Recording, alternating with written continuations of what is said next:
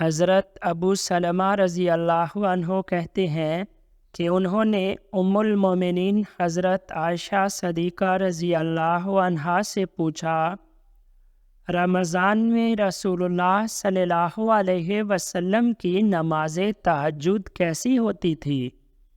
کہا، رسول اللہ صلی اللہ علیہ وسلم تہجد رمضان میں اور غیر رمضان 11 رکعت سے زیادہ نہیں پڑھتے تھے۔ آپ 2 کر کے 4 رکعتیں ادا فرماتے، مگر ان کے حسن اور طوالت کے بارے میں نہ پوچھو۔ پھر مزید 4 رکعتیں 2 کر کے پڑھتے اور ان کے حسن اور طوالت کے بارے میں نہ پوچھو۔ پھر 3 رکعتیں پڑھتے۔